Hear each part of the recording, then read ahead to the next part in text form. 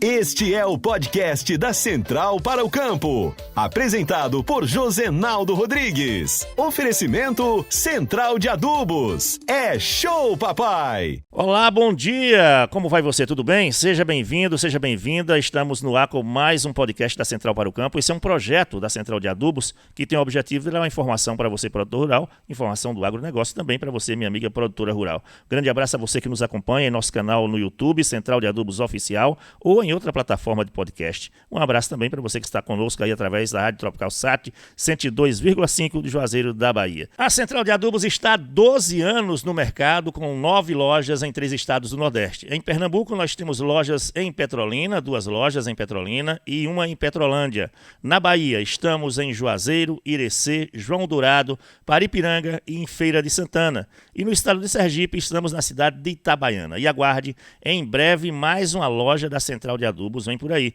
Já são mais de 25 mil clientes atendidos pela maior do Nordeste e você sabe que a maior do Nordeste é diferente das iguais. Hoje o nosso tema é cenário de mercado. O que esperar em 2023 para os principais HFs? E hoje nós recebemos aqui em nosso estúdio Donato Carvalho, ele que é da Syngenta, é líder de marketing da Syngenta, uma das parceiras da Central de Adubos. Bom dia, Donato, seja bem-vindo ao nosso podcast. Bom dia, Josenaldo, bom dia, ouvinte da Central para o Campo. É uma satisfação enorme estar aqui com vocês. Um prazer grande recebê-lo aqui, viu? Primeira vez, né? Igualmente, isso aí. Me fala um pouco da Syngenta aí, Donato. Não, a Syngenta é líder global no ramo de defensivos agrícolas, é líder no Brasil também e tem um portfólio enorme, é uma grande parceira da Central. E esse portfólio pode ser encontrado na Central de Adubos? Com certeza, a gente tem uma ampla variedade de produtos, né? Hoje a gente vai falar um pouco de HF aqui e para o HF a gente é muito forte, a gente tem um portfólio muito amplo. Bom, Donato, então, mais uma vez, bem-vindo ao nosso podcast de hoje e vamos juntos, né? Durante uma hora. Conosco também aqui através da internet, a Marina Marangon, especialista de mercado, e também o João Paulo. Bom dia, Marina, bom dia, João Paulo. Deixa eles aparecer aqui na tela pra gente conversar um pouco, bater um papo. Eles estão em São Paulo. Marina, João Paulo, bom dia. Bem-vindo. Bom dia, como vai? Tudo bom? É um prazer recebê-lo aqui, viu? Prazer também estar aqui com vocês hoje. João Paulo, você é especialista de mercado do CPEA. Explica pra gente o que é a CPEA. O CPEA é um centro de pesquisa em economia, tá? Que ele está dentro da USP, da Universidade de São Paulo, no campus de Piracicaba, né? Onde nós temos diversos cursos aí de graduação e pós-graduação, entre os quais está aí a curso de engenharia agronômica aqui, né, na Exalc, né, que é o curso mais antigo e mais conhecido. Então, o CPEA está dentro do departamento de economia e nós somos um centro de pesquisa em economia focado em trabalhar aí com as diversas, né, cadeias aí do agronegócio, né? Então, trabalhamos aí com toda a parte das diversas culturas, né, a parte animal aí. E o CPEA é dividido por setores, tá? Então, o nosso setor aqui é o setor do hortifruti, no qual nós trabalhamos com 13 culturas de frutas e hortaliças. Ah, legal. Marina Marangon também está com a gente neste podcast. Alô, Marina, me escuta? Bom dia. Olá, bom dia. Bem-vinda, Marina. Obrigada, muito obrigada pelo convite. Você também faz parte do CPEA, que fica dentro da Exalc, faz parte da Exalc. Explica pra gente o que é Exalc aí, pra gente se situar. Exatamente, eu trabalho aí junto com o João Paulo. Como ele explicou, a gente fica aí na Universidade de São Paulo, né? O CPEA é um centro de estudos que fica dentro da universidade. A Exalc é a Escola Superior de Agricultura Luiz de Queiroz, e o principal curso aí, como o João Paulo falou, é o curso de Engenharia Agronômica, né? Então, a gente tem aí, dentro do CPEA, diversos grupos voltados para o estudo, né? E voltado para o mercado de diversos produtos agropecuários, e eu e o João Paulo ficamos aí na parte de hortifruti. Mais especificamente no mercado de hortaliças, né? Então eu fico aí mais focada em cebola, cenoura, que é o que a gente vai comentar hoje, e o João Paulo aí fica mais na parte de tomate, mas a gente trabalha junto aí, somos da mesma equipe. Eu já ouvi falar muito bem da Exalc, né? Principalmente no Globo Rural. aos domingos, eu costumo assistir sempre, né? E sempre sai lá, né? A média CPEA do preço do boi gordo. E também ouvi dizer que é um dos cursos mais conceituados do país, né? Sim, a Exalc ela se destaca aí dentro dos cursos de engenharia agronômica, né, até mundialmente, né, acho que está entre as 5 universidades aí do mundo focadas em agronomia. Então, a gente tem outros cursos também, a Exalc não tem só o curso de engenharia agronômica, né, mas voltados aí para os estudos agrários, a gente tem um destaque bem forte aí, né? Acho que fica em primeiro lugar no Brasil e a gente está entre as 5 universidades aí, ciências agrárias, mundialmente falando. Então, realmente tem um destaque, né? E o CPE aí acaba aparecendo no Globo Rural todo domingo, porque quem faz o levantamento, né, de preços, né? Então, todo o preço que vai para a BMF aí, né? Como você comentou do boi gordo, é o CPE que faz esse levantamento, né? No caso de hortifruti, como a gente não tem, né, os hortifrutis eles não estão aí dentro desses produtos mais commodities, né, que daí vão para esse mercado futuro, a gente não tem a gente não envia esse levantamento aí para a BMF, né? Mas a gente tem o levantamento aí que funciona da mesma forma, né? A gente faz o levantamento das médias de preços aí para as culturas que a gente acompanha. Então, o que esperar então desses HFs aí, desses hortifruti aí para 2023? Como é que vocês estão vendo o mercado para essa linha aí neste ano? Bom, então eu acho que para começar assim, né, vamos falar em linhas gerais. A gente tem aí o cenário para as para as hortaliças, tá? Focando em hortaliças, que é o campo aí que eu e o João Paulo trabalhamos. A gente tem um leve aumento de área aí para o ano de 2023, que a gente pode chamar, pode falar que é um aumento, mas mais voltado para algumas culturas, né? Então a gente tem batata indústria, tomate indústria crescendo aí, e cebola vai crescer um pouco também. Depois eu vou explicar um pouquinho melhor o porquê disso, tá? Então a gente tem um leve aumento para as culturas que a gente trabalha, né? Por que isso? Vou aproveitar aqui o gancho e vou explicar um pouquinho como que funciona o nosso levantamento.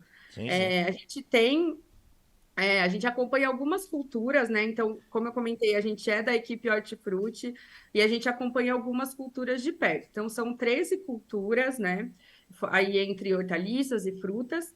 E voltado para hortaliças, a gente tem aí o acompanhamento de cebola, cenoura, alface e também o tomate e batata, né? Eu fico mais focada aí. Vou falar um pouquinho hoje mais sobre cebola e cenoura, e o João Paulo vai comentar um pouco aí sobre tomate, um pouco de batata também. Tá Então, certo. são essas as culturas que a gente considera quando eu estou falando desse aumento aí, desse leve aumento de área para 2023, tá? A gente não abrange todas as culturas, né, de FLV aí, né, nessa questão aí que você me comentou. Então, eu Certo. estou falando mais dessas culturas que a gente acompanha. Ah, legal. E aí, você que lida mais com a questão da cebola, aqui, por exemplo, a cebola teve uma alta de preço bastante significativa do final do ano passado para cá. Como é que está aí na região de São Paulo? A cebola foi, acho que, o grande destaque aí para 2023, né? Ela alcançou os níveis recordes aí de preço, né? Principalmente ali no período entre outubro e novembro. Então, foi o nacional, tá? Então, todas as regiões aí tiveram preços bem elevados e alcançaram aí o recorde nesses períodos, tá? Então, não é uma coisa local, né? Você comentou aí dos preços estarem altos aí na região, mas isso foi em todas as regiões produtoras do Brasil, né? O motivo disso foi que a gente quase não tinha oferta disponível, por isso que o preço aumentou tanto, né? A gente teve uma redução de área, no Nordeste, problemas climáticos aí, né? Muita chuva acabou atrapalhando o plantio. Então, tudo isso aí fez com que a gente não tivesse uma produção suficiente, né, para abastecer aqui o nosso mercado. Então, a gente teve uma alta aí de preços muito expressiva, né? Logo aí após a novembro, a gente já viu que os preços voltaram a cair, mas ainda está num nível de preço alto, tá? Semana passada, os preços aí na média ao produtor foi de 2,70, né, o quilo, então é um preço aí que paga os custos e gera uma margem aí de lucro para o produtor. Então ainda está no preço alto, né? É óbvio que não está naquele pico de preço, né? Igual estava ali no mês de novembro, mas ainda está no nível de preço alto, né?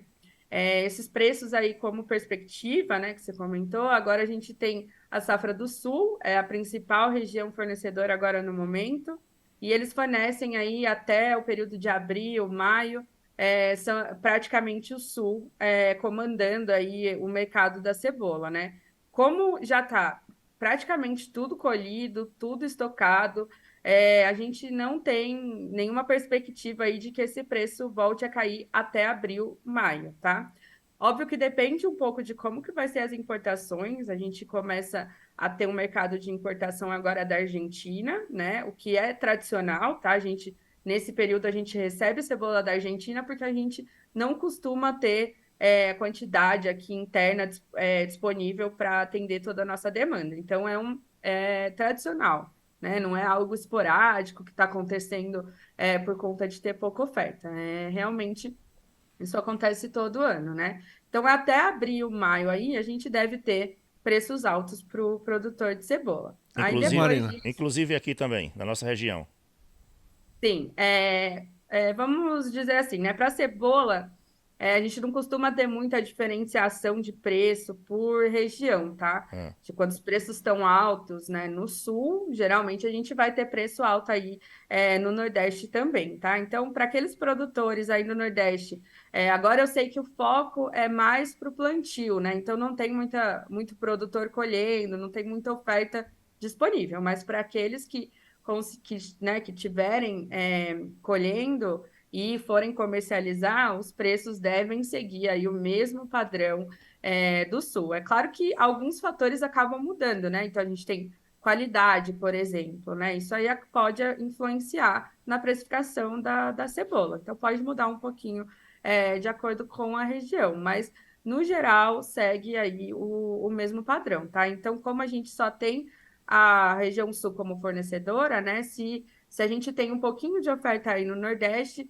tem uma boa liquidez, né? Esse consegue comercializar, então até abril, maio, o cenário ainda tende a ser positivo ah, para o nós, produtor. nós aqui no final do ano passado, no final de 2022, a gente quase ficou sem comer cebola, porque aqui a gente comercializa a saca, né? Os produtores comercializam a saca com 20 quilos e quase chegou a R$ 200 uma saca. Foi 150, 170, 140 a saca de 20 quilos. E a gente quase parou de comer de cebola, viu? Porque estava muito cara. Ô Marina É, e João, né? O tomate também tem batido aí altos preços, né? Sim, o tomate Picos de também. preço nas últimas semanas. Mas a pergunta que não quer calar, né? Era previsto isso? Vocês tinham uma certa visão? Como que funciona aí essa visão dentro desse contexto de levantamento que vocês fazem? Fala, Bom, João. nós temos um acompanhamento que nós fazemos sobre plantio, né, sobre como é, ocorre o desenvolvimento das lavouras, das culturas, né, então questão de produtividade, né, para a gente poder ter essa, essa previsão, né, de mercado, o que nós esperamos, né. E é claro que isso tem um limite, né, então a gente consegue, muitas vezes, você me perguntar. Vamos dar um exemplo agora aqui, já vindo então para te dar a resposta. O ano vai ser um ano bom para tomaticultura? Vai, tá? Por quê? Né, já vou aqui na cereja do bolo, né? No recheio aqui. Por que que esse ano deve ser bom para tomaticultura? Assim como, na verdade, vem sendo aí desde o ano retrasado, de forma geral, um ano bom, né? Você vai me falar, mas o ano passado teve um período ruim. Vamos lá, vamos explicar. As áreas de cultivo, elas têm reduzido nos últimos anos, a área de tomate, e aí vem ocorrendo um equilíbrio melhor aí em relação ao que se tem de oferta, né, a produção e a demanda.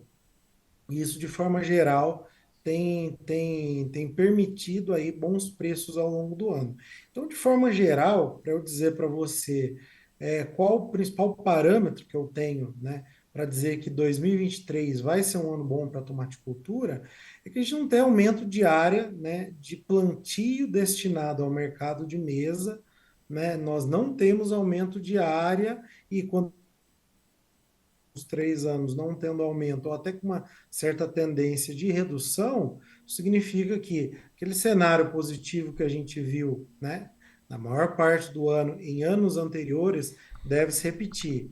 Porém, como eu digo, né, tem sempre uma limitação, e eu estou dizendo, na maior parte do ano. Por quê? A tomaticultura tem algumas especificidades, né? Uma delas, né, é questão de maturação. De repente, aí eu estou com uma área controlada, mas eu tenho um calor aí mais forte em determinado período, mais acentuado, eu posso ter uma concentração de colheita e isso pode levar a uma redução ali em um determinado período de preços. Outro fator que aí sim pode afetar o mercado, né, acontece muito aqui no Sudeste e acaba afetando o Nordeste também, né? Muito embora os plantios de indústria eles sejam, né, destinados, né, até contratos aí para a indústria, né? Eventualmente há uma parcela que acaba entrando para o mercado de mesa, né? O produtor de indústria ali ele acaba, né, tendo em algum momento ali uma oportunidade de comercializar, destinar uma parte desse tomate para o mercado de mesa, né? E ele acaba alocando esse tomate então para o mercado de mesa e isso pode acabar interferindo, né, nos preços. 2020 não aconteceu isso, né? 2021 não aconteceu isso. Por quê?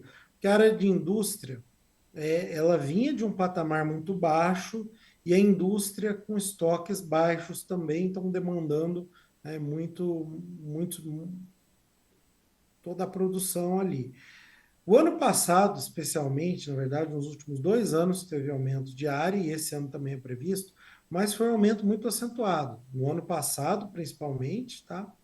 A gente teve quase 25% de aumento da área de tomate para a indústria, e esse ano é previsto aí pelo menos aí alguma coisa em torno de uns 8% de aumento. Então, com esse aumento, significa que eu vou provavelmente ter uma oferta maior, né, desse tomate, que deveria ser destinado todo para a indústria, mas parte dele acaba indo para o mercado de mesa, então a parte um pouco maior deve ir para o mercado de mesa. Quando que isso pode acontecer? Não estou nem dizendo que isso aí necessariamente vai acontecer, mas quando isso pode acontecer? Entre os meses de julho e setembro, que é o período aí de produção desse rasteiro para a indústria, né? Então, pode acontecer, né? Então, vai um pouquinho aí, onde que está né? Como que nós podemos prever, né? Como nós fazemos essas previsões e quais são os fatores limitantes? Esses são os fatores limitantes. Há outros fatores que podem limitar, né, uma previsão nossa? Tá? Sim, há. Por exemplo, se a gente tiver uma adversidade climática não prevista, né?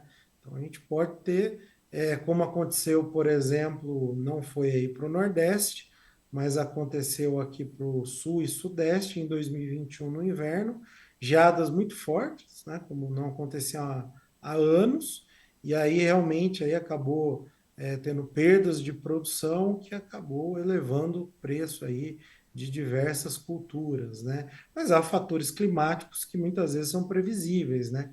Por exemplo, no verão ali de 2016, nós tivemos um El Niño, né? Muito historicamente um dos El Niños mais fortes, né? E isso a gente já previa, então a gente já sabia que naquele verão aí haveria preços bastante altos, inclusive por conta de perdas na produção. Então, essa junção de fatores aí que permite que a gente consiga fazer essas previsões e, é claro, sempre podendo haver alguma limitação em função dos fatores que eu expliquei.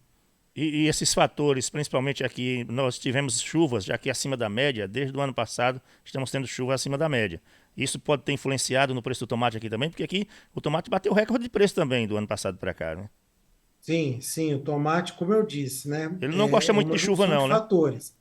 Então, um dos fatores é a questão de área, né? Vem havendo uma área aí mais controlada. Houve uma redução de área nos últimos anos, né? Isso por si só já contribui para a questão de preço, e realmente esse ano aí era uma condição, né, também já prevista em função, né, da Laninha. A Laninha, ela promove um regime de chuvas maior aí para a região, né, Nordeste, e ela acabou aí afetando aí mais a produção, né? Nem sempre todos os fenômenos climáticos são previstos, né? Aqui em São Paulo, por exemplo, a gente está também com excesso de chuva, tá? Sudeste, aliás, né? A gente está com chuva, muita chuva, chuvas acima da média, mas não é um fator climático que consegue prever com tanta antecedência como a Laninha, né? Então, Só para a mesmo gente assim, entender, para o produtor entender, quando acontece o fenômeno El Ninho, então há uma estiagem de chuva aqui pelo Nordeste, certo? A Laninha é o quando contrário, é isso? é assim, a Laninha, ela, tanto a Laninha quanto o Ninho, eles atuam de forma no, eles atuam, né, nos extremos do país, tá? Então a Laninha, quanto mais ao norte, né, norte, nordeste, né, quanto mais ao norte do nordeste do país, há uma tendência de mais chuvas, tá? É, enquanto que no sul há uma tendência de seca. Então, por isso que a gente vê, principalmente o Rio Grande do Sul, esse ano, né, com problemas ali, algumas culturas ali enfrentando aí déficit hídrico, Ah, então né? O ano passado foi até mais forte. depende da região que ela atinge, então, né, no caso, Ela atua nos nos extremos, extremos. entendeu? Então, sempre Nesse, quanto nessa mais lá época no para Rio Grande do cima, Sul lá tá seca, aqui tá chovendo bastante. isso, exatamente. O El Niño é o contrário. O El Niño, ele leva seca ao extremo, né, do norte norte-nordeste e muita chuva para o sul, né? Então, eu comentei sobre 2016. 2016 vocês devem se recordar aí que foi mais seco no Nordeste e o sul do país, foi o Rio Grande do Sul ali, né, inundou tudo ali, né, de tanto que choveu, né? Então, a Laninha, ela atua, né, dessa forma. Ela tem essa característica aí, é, de atuar sempre nos extremos, né? E aí vai depender do ano. Se é um El Ninho mais forte, né, ou uma laninha mais forte, né? Esse ano, por exemplo, não foi tão forte. Então, a questão de seca foi vista mais pelo Rio Grande do Sul. O ano passado foi mais forte. Então, a gente viu menos chuva, né? Santa Catarina. Esse ano está chovendo mesmo de uma forma geral no sul, mas o ano passado foi mais acentuada essa predominância aí desse fenômeno climático para todo o sul do país. Então, mais, né, também para Santa Catarina e para o Paraná, né? E a mesma coisa com relação às chuvas, né? As chuvas, elas, você tem uma laninha mais forte, ela vai descendo mais para o Nordeste, né? Ô, João, o tomate não se dá muito bem com chuva, não é? Ou eu estou enganado? Olha, tem que ter água na medida exata, né? Então, muita chuva não é bom e pouca chuva também não. Então tem que ter uma condição hídrica ali adequada, né? Muita chuva acaba resultando normalmente em doenças, né? Mas escassez hídrica também você vai ter problemas na produção, não só pela questão, né, de aumento de pragas, mas também por questões aí fisiológicas, né? Entre outras aí. Ô, Marina, e a cebola? Como é que é em relação à chuva a cebola? Também é isso? Não pode ser 8 nem 80 em relação à chuva? Ou ela se dá bem com a chuva? Como é que é? Vai depender do período, né? Se chover muito aí no período de colheita, né, de bulbificação, aí pode dar bastante problema por conta das doenças mesmo, né? Então, por isso que aí na região Nordeste, né, como choveu muito 2022, aí acabou tendo bastante problema, acaba gerando descarte, né? Ela não desenvolve bem, então depende aí do período, né? Tem período que é bom chover, claro, ali, né? Plantio, enfim. Mas quando é muito em excesso, não é bom, não acaba gerando aí bastante doença, o produtor acaba tendo que controlar, né? Fazer um bom manejo aí fitossanitário para conseguir controlar essas doenças e limitar as perdas dele, né? Então, no caso aí da cebola, no geral. quando chove muito, a gente acaba tendo aí mais perdas, né? Isso aí acaba fazendo com que os preços de mercado acabem aumentando. Foi justamente o que aconteceu no ano passado, né? Por conta aí do Nordeste ter tido todas essas questões climáticas, e além disso, a gente ter tido uma redução diária, né? Teve redução diária aqui nas regiões do Sudeste, Centro-Oeste, teve redução no Nordeste também por causa das chuvas, né? Então, além de todos esses problemas, pode ser que os produtores não consigam plantar justamente por conta da chuva, né? Acaba dificultando aí, né, o próprio plantio. Então, a gente teve períodos aí que o preço subiu, tinha a intenção de plantar mais, produtores, né, capitalizados até para conseguir plantar, mas aí acabava que a chuva atrapalhava, né? Esse cenário também foi a mesma coisa para a cenoura, né?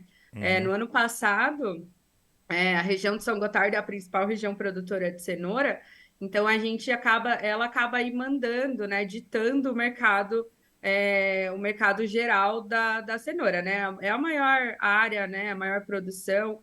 Então, como choveu muito lá em São Gotardo, eles tiveram um problema tanto para as áreas que estavam sendo colhidas, quanto para as áreas que iam ser plantadas, né? Então, isso aí gerou um buraco aí, né, na produção, por um ciclo praticamente inteiro, né? Então, por 4 meses aí, os produtores de cenoura acabaram sentindo os impactos na produção. Então, porque quando eles foram plantar, estava chovendo, não conseguiram, né, fazer um bom manejo aí, não conseguiam nem entrar com maquinário, né, muitas vezes nas lavouras.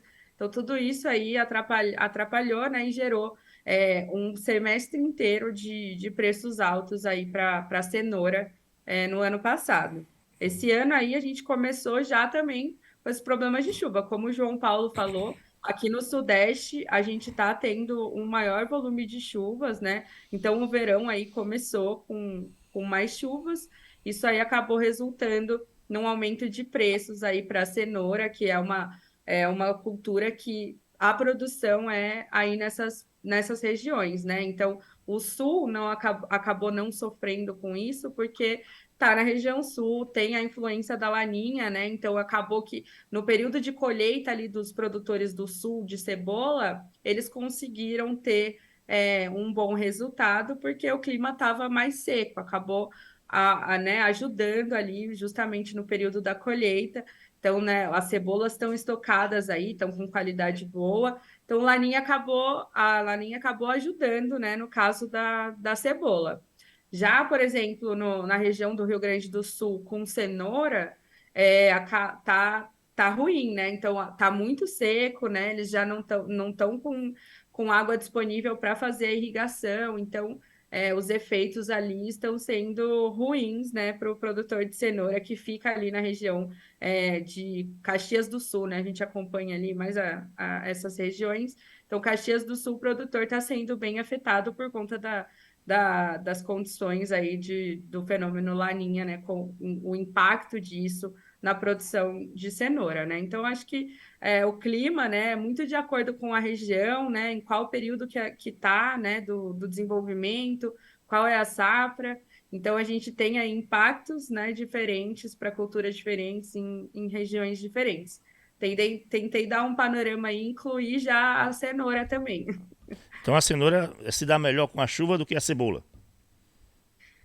Não, a Não. cenoura, na verdade, ela foi bastante afetada por conta do maior volume de chuvas, né? Choveu Ah, tá. bastante Tá. na região de São Gotardo, acabou afetando a produção e aí o preço aumentou, Ah. aumentou muito e chegou aí nos níveis recordes porque a produção foi muito afetada, teve muito descarte, né? Muito problema com doença e problema, inclusive, de não conseguir fazer os trabalhos na lavoura. Ela é bastante mecanizada, né? A cultura da cenoura, então os maquinários não conseguiam entrar nas lavouras. Então, eles não conseguiam nem realizar a parte de plantio, nem realizar a parte de colheita, né, bem feita, por conta aí do grande volume hídrico, né, gera diversos problemas. Então, na verdade, para a cenoura, foi ruim aí esse volume hídrico elevado. E Ah. agora, no começo de 2023, choveu, não é um cenário igual 2022, tá?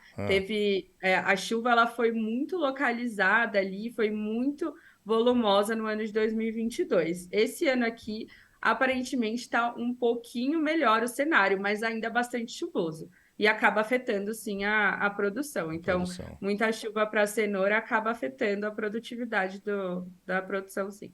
Ok.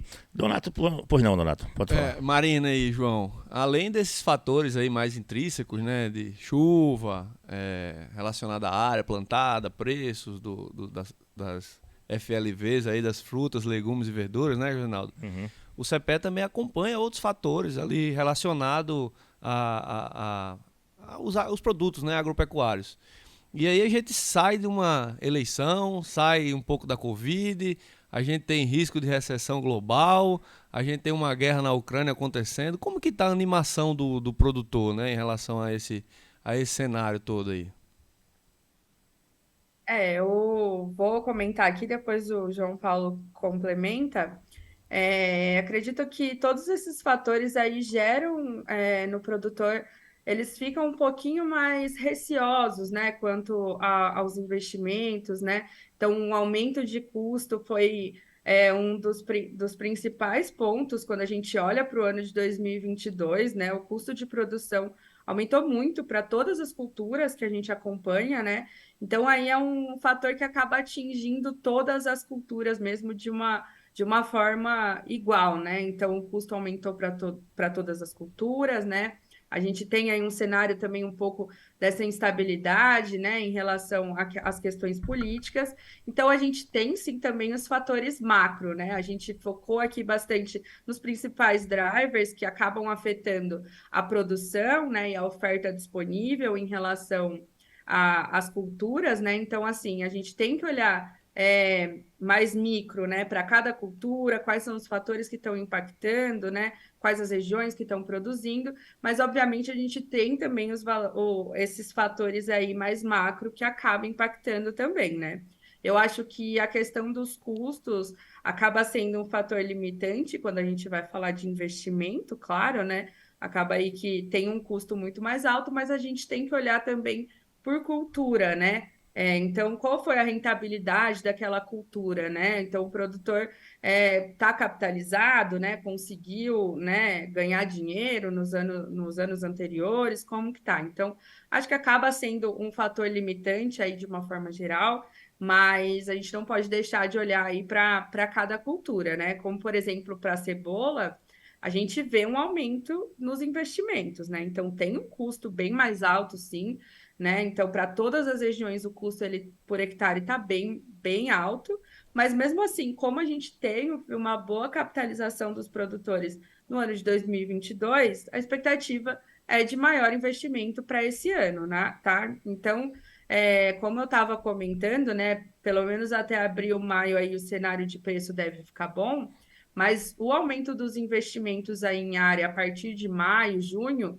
já devem começar a impactar um pouco no mercado, né? Então, a gente tem aí, para cada cultura, um comportamento diferente, né? Então, a gente tem aí, essa rentabilidade foi boa para o produtor de cebola, mesmo com o aumento de custo. Isso aí acaba fazendo com que tenha uma área maior para esse ano de 2023, né? Então, a expectativa para a cebola para o ano de 2023 é de um aumento aí na área plantada, tá? Então, nas regiões aí que a gente acompanha, né, no Sudeste, São Paulo, Goiás, Minas Gerais, a gente tem um aumento previsto, uma recuperação, né? A gente pode falar uma recuperação da área que foi reduzida no ano de 2022. Então, os produtores voltam aí a investir em área nessa cultura. É show, papai! Bom, nós vamos complementar nosso assunto, que está muito interessante aqui, com o depoimento de produtores que também estão empenhados em melhorar as suas culturas. A safra 21 e 22 foi onde os produtores tiveram êxito. Foi uma safra onde conseguiu uma produção boa e com preços elevados. Nunca foi visto um preço tão elevado quanto na safra 21 e 22. Até esse momento, não está essas maravilhas todas, não está essa Coca-Cola. Esperamos que ainda tenha melhora de preço, porque os preços que foram praticados até o momento não são bons, são os preços razoáveis. Alguns produtos que a Syngenta oferece através da Central de Adubos, como a gente trabalha muito o Trigarden, o bicho mineiro, o Amistatop através da Alternária, o oídio também, que hoje na cenoura tem muito oídio na cenoura. Então são produtos bons e graças a Deus a gente tem um bom relacionamento com a Central do Adubo e também com a Syngenta, que nos traz uma boa produção, esse vínculo, essa parceria muito boa. O ano de 2022, para nós, foi bom, segundo semestre. O primeiro pegou muita chuva, né? As produtividades da cebola foram baixas. E segundo semestre a gente insistiu, plantou umas áreas, graças a Deus. Peguei uma cebola de boa qualidade e os preços compensou, né? Graças a Deus deu para tirar as despesas e sobrar alguma coisa. 2023? 2023, a expectativa nossa aí que vai depender da chuva, né? Se a gente está no mês de fevereiro, mês de março aí, se não chover muito, a gente tem tudo para ter uma produção boa de cebola. E em relação aos preços aí, vai depender lá também da nossa qualidade de cebola aqui, né? E a cebola aí de Santa Catarina aí acabar aí mais ou menos no mês de abril, maio, creio que vai ter bons preços aqui pra gente. Se Deus quiser, né? Central deu adubo, depois chegou aqui em João Dourado. Graças a Deus a gente fez uma parceria boa aí. A gente não tem o que falar. Desde a pessoa aí, das mulheres que zelam aqui da loja, a zeladora, né? Os carregadores, os motoristas, os balconistas, os agrônomos. Graças a Deus não tem o que falar de nenhum. São tudo gente boa. Um atendimento excelente, boa qualidade. E a Syngenta veio para Fricária, a gente já conhece esse produto aí há muito tempo. E graças a Deus a gente tem usado bastante. E esse lançamento aí do Miravos, né? Graças a Deus aí a gente está fazendo as aplicações na lavoura, está dando muito certo. A gente trabalha muito aí tem trabalhado bastante aí com o Score, o Amistatop, o Politrim, o Trigarden, excelente, né? Graças a Deus aí, são produtos muito bons, a gente não tem o que falar. O ano de 2022 foi um ano, quer dizer, o final do ano, né? A mudança aí da safra 2022-2023, né? Nós tivemos um grande índice pluviométrico aqui de chuvas, né? E com isso tivemos alguns problemas, né, na nossa cultura da cebola, né? As cebolas mais velhas a gente teve alguns problemas de fungos, né? E aí afetou um pouco a nossa produtividade, né? Com relação a preço, foi bom, foi ruim? Graças a Deus, desde a virada de junho, né, de junho para julho, que os preços permanecem realmente bem atrativos, né, para o plantio e para a colheita do produto, né.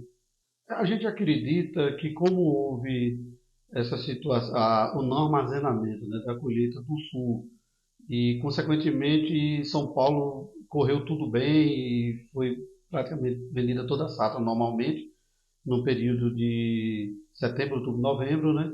E entramos com a safra do sul realmente com alguns problemas no bulbo, né? E agora que realmente está com a colheita realmente acentuada e cremos que não vai haver problema algum em relação a preços, né? Eu acho que o grande problema nosso aqui na microrregião de Irecê é relativo a pragas, né? A doenças fúngicas. Hoje a central nos atende aqui, próximo da gente, né? É uma grande parceria, né, com a nossa região, em especial, né, o nosso município de João Dourado, né?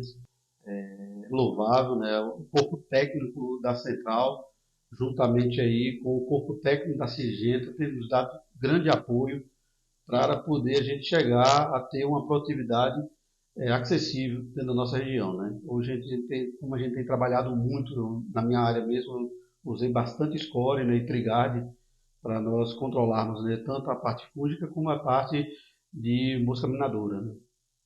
A safra de 2021 foi muito boa, maravilhosa. Nós conseguimos uns recordes de produção, né? Conseguimos recorde de produção, muito boas produções. Agora, nesse início, finalzinho, né? Finalzinho ali de 2022 e agora 23, choveu muito, muita chuva. E aí diminuiu um pouco a produtividade, né? Porque a cenoura é uma cultura que ela não gosta de muita chuva, né? Na cada alternária, né? Se você deixar entrar alternária nela, aí você fica prejudicado na colheita, porque a gente não consegue engrossar, né, o bulbo, e aí fica fino e aí não tem produtividade. Todos os produtos da Singenta nós usamos. E é uma parceria boa, entendeu? Central de Adubo e Singenta, entendeu? A Central do Adubo veio aqui para a região, e aí quando ela veio, entendeu? Foi muito bom para os produtores, entendeu?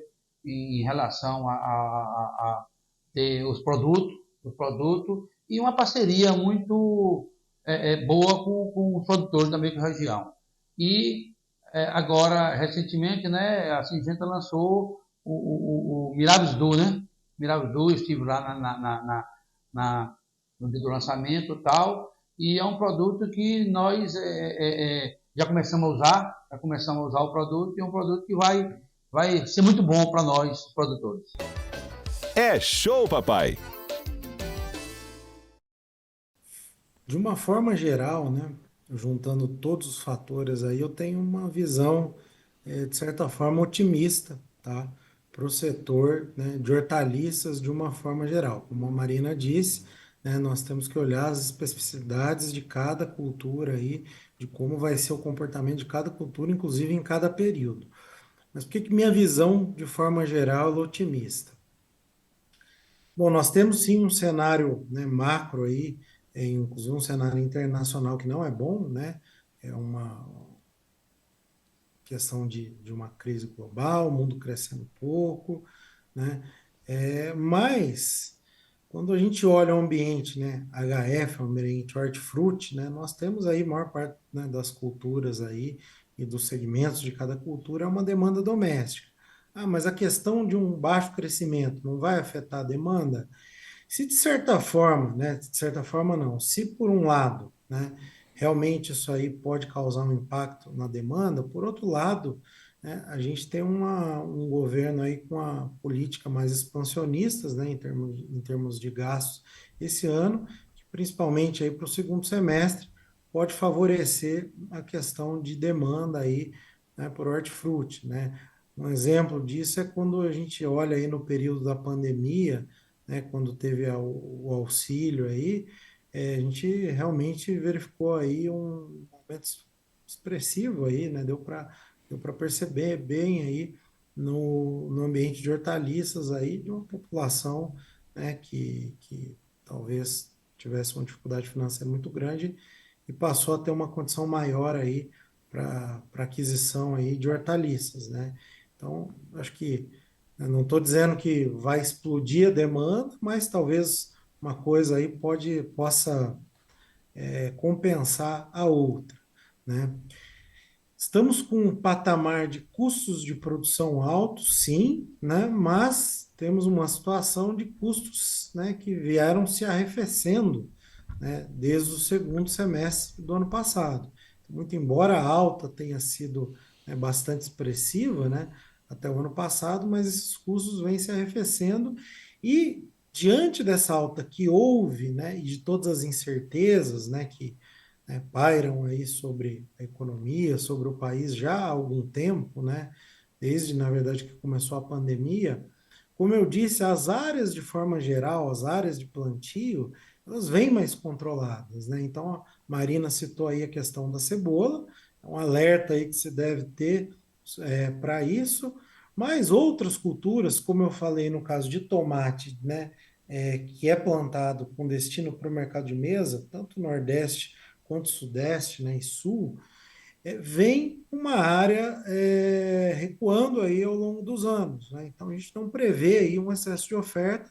Agora, é claro, sempre as especificidades. Como eu disse, tem sempre o risco ali, né, da questão do tomate rasteiro vir influenciar o tomate de mesa, sobretudo entre julho e setembro, né? Pode ter períodos ali de maior maturação, mas de forma geral é positivo. Batata, mesma coisa, a gente vem com uma área controlada aí, né, alguns anos, há um receio aí de que o pessoal, né, por vir desde 2019 aí com um cenário, né, positivo ao longo desses anos aí em termos de mercado, o pessoal querer plantar um pouco mais no inverno, isso aí, né, tem uma tendência, né, a gente precisa verificar aí nesse primeiro semestre aí como que vai estar sendo aí o planejamento dos produtores, mas de forma geral é um cenário positivo. Então, é, eu não vejo assim, né? Claro, tem as especificidades, mas de forma geral eu vejo um cenário que não é ruim, não, para hortaliças esse ano. Perfeito, João. E outra coisa que a gente nota muito é que o produtor que vem apostando na diversificação, né, ter vários cultivos, o produtor que tem a oferta da fruta ali durante todo o ano, diferente daquele produtor que quer acertar no melhor preço e tal, esses produtores eles têm conseguido ter uma remuneração melhor. Estou correto em relação a isso? Normalmente, quando há um maior escalonamento, né, é, tem que fazer uma avaliação, claro, de cada cultura, né? Nós aqui como centro, né, de pesquisa aí, né, para responder, tem que ser feita essa avaliação. Nós já Sim. fizemos esse exercício, né, no caso do tomate, e realmente, assim, o tomate é uma cultura, né, que economicamente ela é viável, né, mesmo em anos, né, anteriores, anos piores aí, mas é uma cultura que tem um risco financeiro alto. Então, como eu disse, você pode ter períodos ali de problemas em relação né, a preço ou outro fator, mas normalmente preço, como foi o ano passado. Então, eu disse, o ano passado foi um ano bom, né? Praticamente o ano todo foi bom. Só que se eu pegar de julho, o produtor que colheu entre julho e setembro, ele vai dizer, foi bom aonde? Né? Para mim não foi bom. Então, tem que levar em consideração esses aspectos, e aí você escalonando melhor uma cultura, sem dúvida nenhuma, você vai ter menos risco, né? Por exemplo, a região ali de Caçador, em Santa Catarina, é uma região que tem um calendário de colheita mais estreito, então é uma região que sempre tem um risco maior em relação a preço, principalmente se colhe ali num período de maior volume com pico de safra, né? A questão de diversificação de culturas ou atividades é interessante também, a gente vê muitos produtores fazendo isso, vários aí com casos de sucesso, só tem que tomar cuidado, que essa diversificação ela não pode ocorrer para uma atividade ou para uma cultura aí que ela ofereça o mesmo risco, né, daquela outra, né? Porque daí, né, Perfeito. Exatamente. Para complementar aí, né, a gente tem dois tipos diferentes de risco, né? A diversificação, ela vem da teoria aí de portfólio, né? Que é você aumentar os ativos ali da sua carteira para reduzir o seu risco, né? Quando a gente vai fazer essa estratégia de diversificação, o produtor ele tem que dividir os riscos em dois tipos, né? A gente chama de riscos sistemáticos e riscos não sistemáticos. Quando a gente tem os riscos sistemáticos, esse risco acaba incidindo para todas as culturas, como eu e o João Paulo a gente comentou aqui, né? Essas questões mais macro, elas acabam incidindo para todas as culturas. Agora, quando você vai para uma questão aí de sazonalidade, né? Como o João Paulo estava comentando dos períodos do tomate, né? Que foi mais alto, aí a gente consegue eliminar alguns riscos aí quando a gente olha, por exemplo, por esse olhar da sazonalidade, né? Então, eu vou plantar uma cultura que é desse período, né? Para não bater com outra cultura. Então, tem que tentar eliminar esses riscos aí que sejam diferentes para outras culturas, né? No caso, por exemplo, que você comentou da questão da guerra, por exemplo, a questão, né, do poder de compra, ela acaba incidindo em todas as culturas, né? Óbvio que tem graus, né, de diferença, né? Acaba incidindo um pouco mais para uma cultura do que para outra, mas é geral, né? Então tem que ver aí essa questão de qual é a diferença, né, entre as culturas que eu vou trabalhar, né? Para tentar reduzir esse risco. No caso do produtor de cebola, como é que ele pode reduzir esses riscos?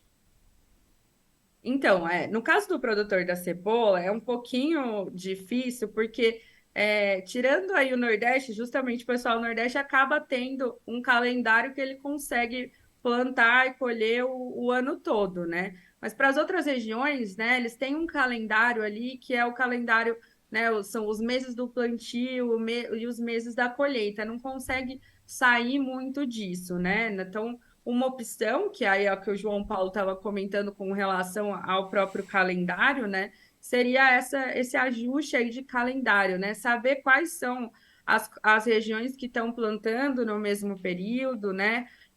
Quando eu for colher, quais vão ser as regiões que vão estar colhendo no mesmo período.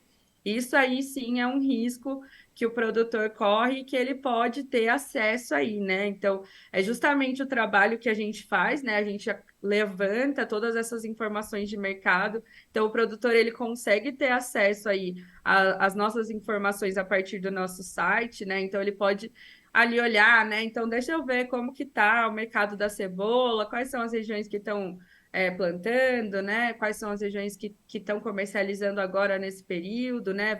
Vou concorrer com elas ou não. Então, eu acho que o calendário aí de plantio é o principal ponto de atenção quando a gente olha para o produtor de cebola, desculpa.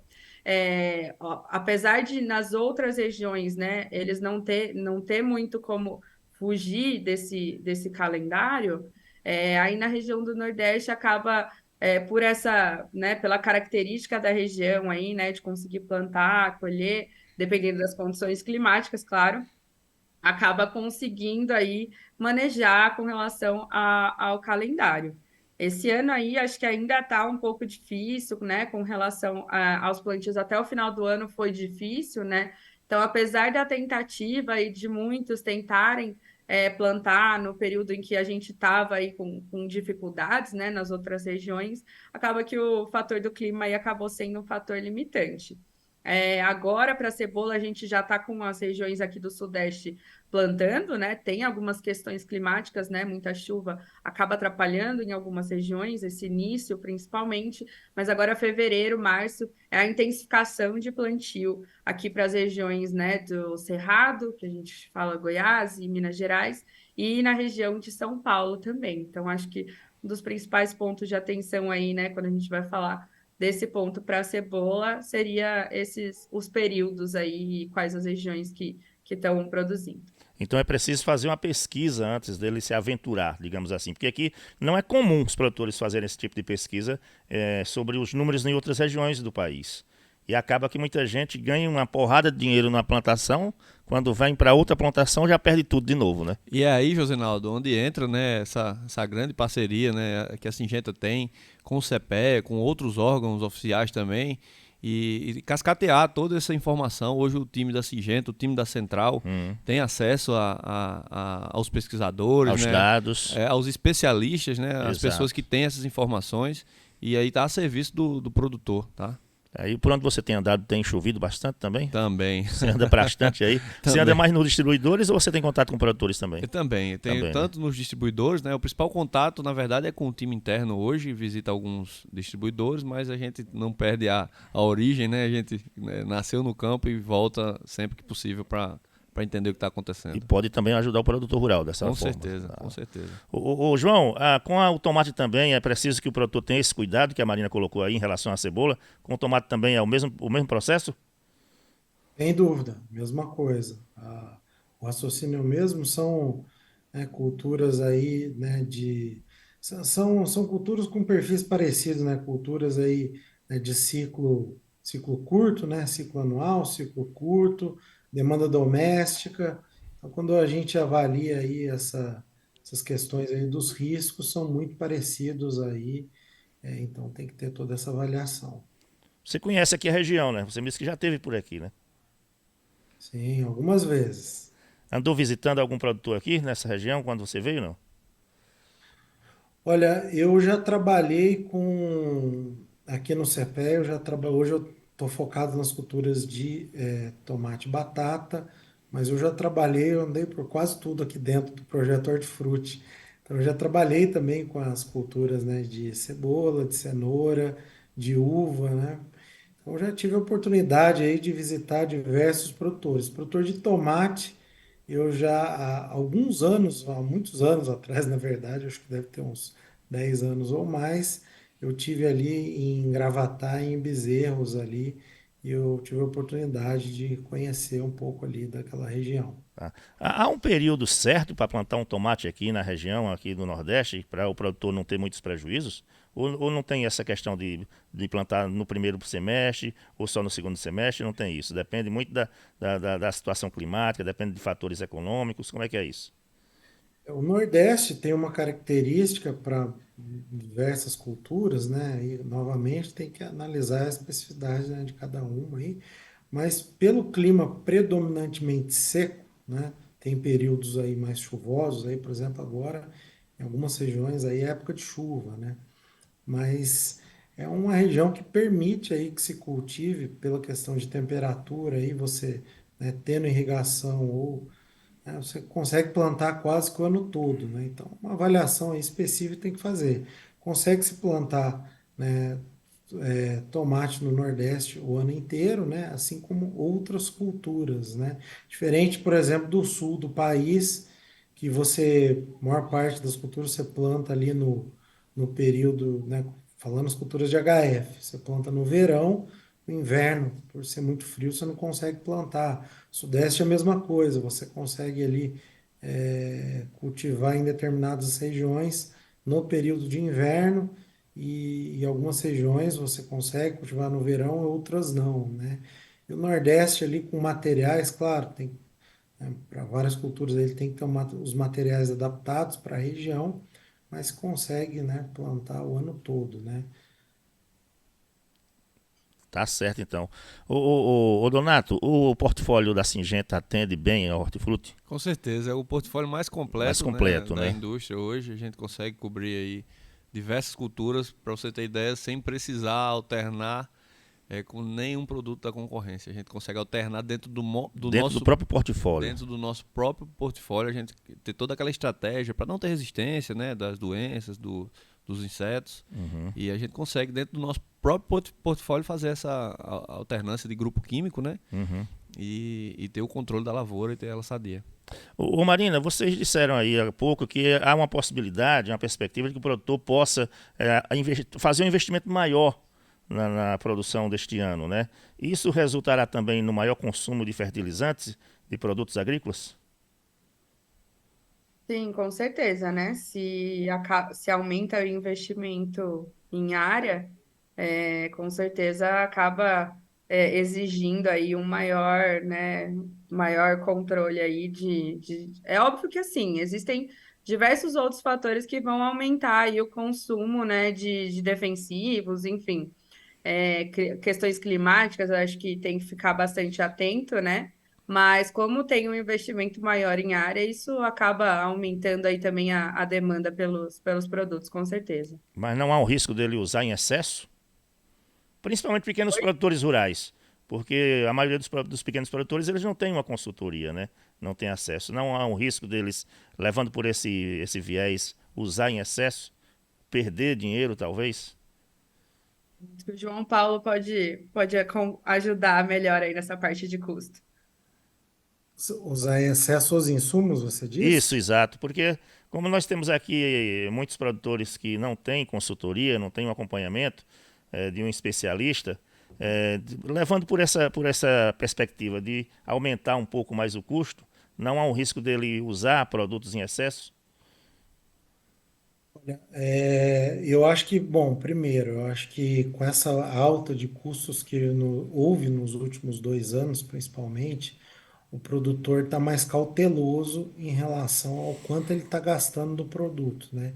Uhum. Então, eu acho que ele está mais atento a essas questões, eu acredito que ele esteja, né? É o que a gente, pelo menos é uma percepção que a gente tem aí conversando, que ele está mais atento a essas questões de manejo.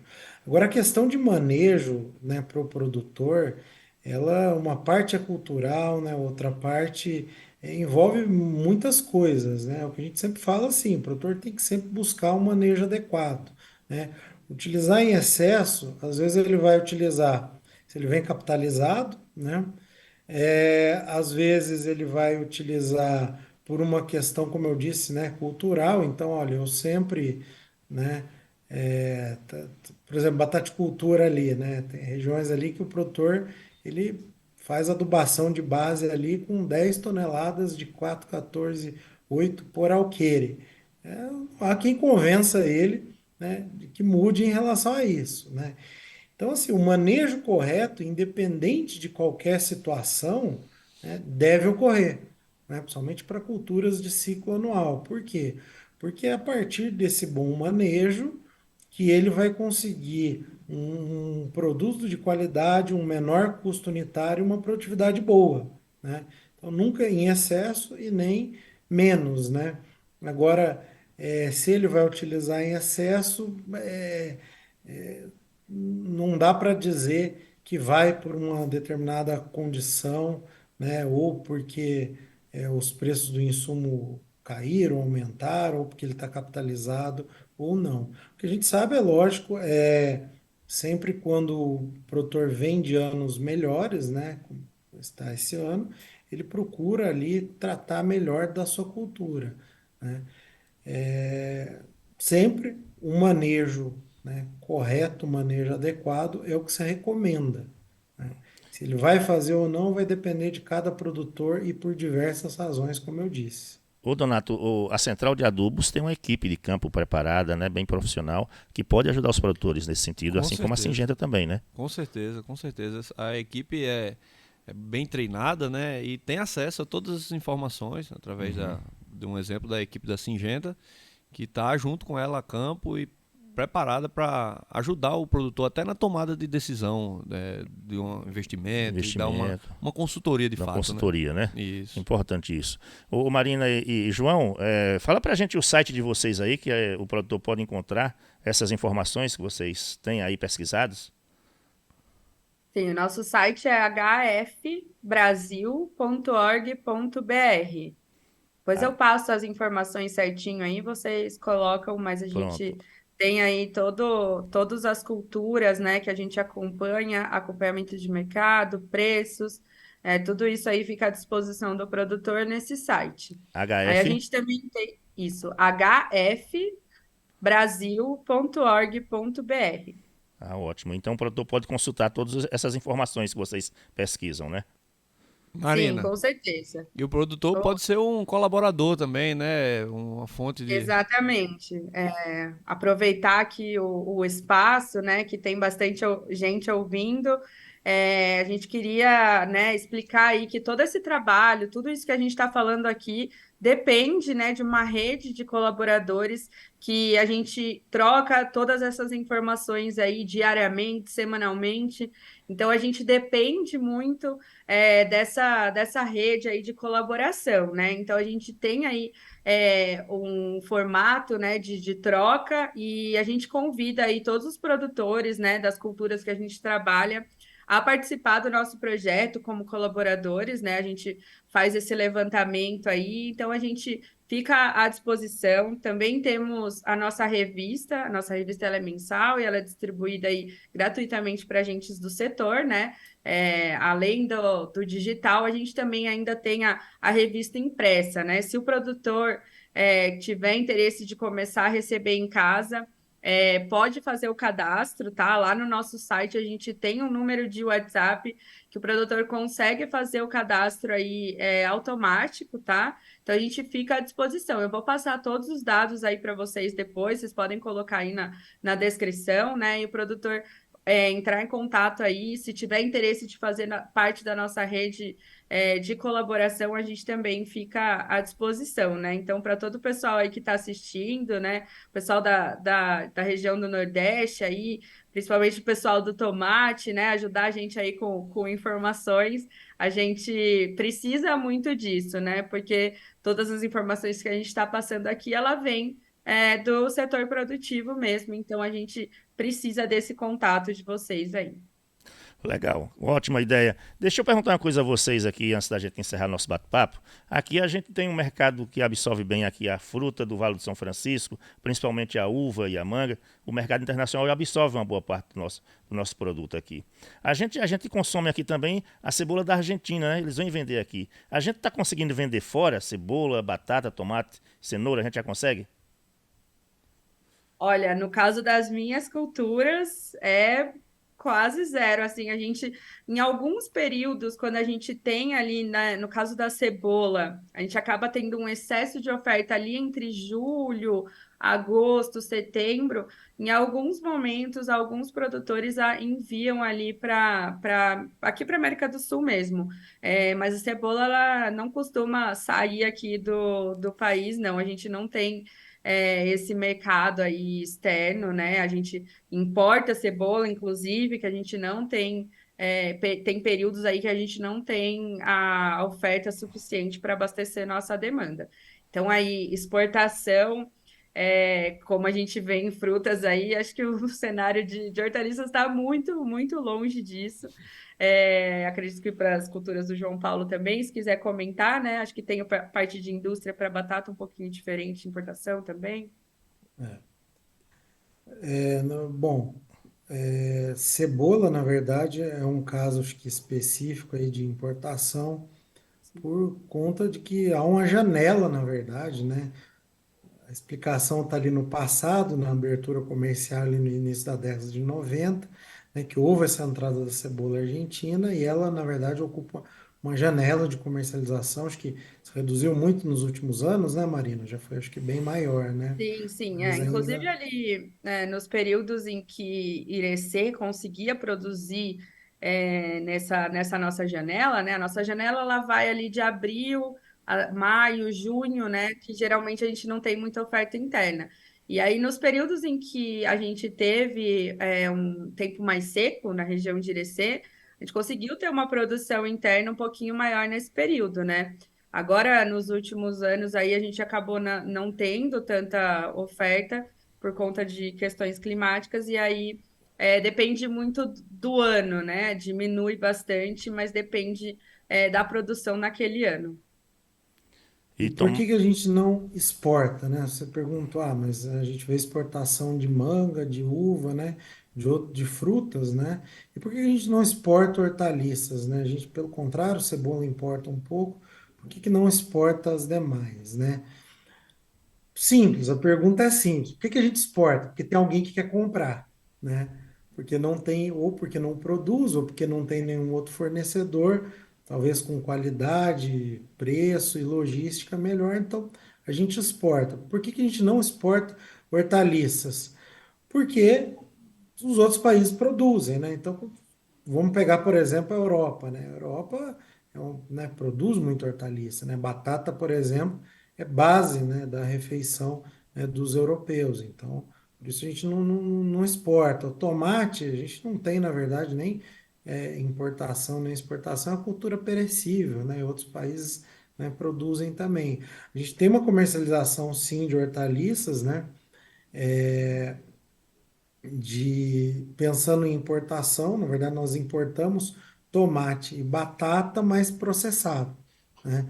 Batata mais especificamente, que é um produto que vem com uma demanda muito forte, há alguns anos aí o segmento de batata pré-frita.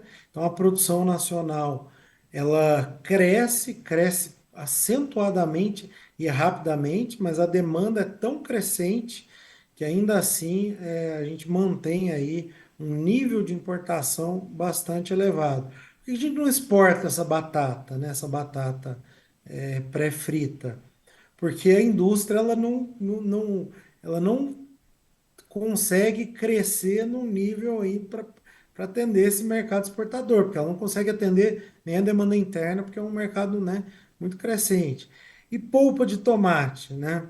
Polpa de tomate, até o primeiro trimestre do ano passado, a gente tinha uma importação aí que não era expressiva em termos de volume, uma importação que era mais para fazer os blends, né, dos molhos nas processadoras. A partir do ano passado aí houve um problema aí com um déficit, né, global aí de polpa de tomate e então essas importações elas cessaram aí a partir de abril e também o pouco que era exportado também passou a não ser exportado, né? Então, mas isso é um cenário de indústria, né? Questão do mercado in natura é essa que eu havia explicado aí comparando as frutas. O João e Marina, João Paulo aí, especialista de mercado do CEPEA, a Marina Marangon, aí também especialista de mercado do CEPEA. Quero muito agradecer a presença de vocês em nosso podcast, o bate-papo muito proveitoso aqui. Nosso tempo, infelizmente, está esgotado, mas foi um prazer conversar com vocês, viu? Muito obrigado. Nós que agradecemos. Marina, obrigado pela sua participação também, viu? Muito obrigada pelo convite. E manda as informações para a gente que a gente vai colocar isso aqui dentro do nosso podcast, para enriquecer mais ainda. Pode deixar. Tá bom, então. Ô, Donato, muito obrigado, meu caro. Primeira vez que você vem aqui. O Donato Carvalho é líder de marketing da Syngenta, uma das parceiras da Central de Adubos. Muito obrigado por sua presença. Espero que você volte outras vezes. Eu que agradeço, Josenaldo. Desde já me comprometo a voltar sim. Espetacular o programa da Central para o Campo.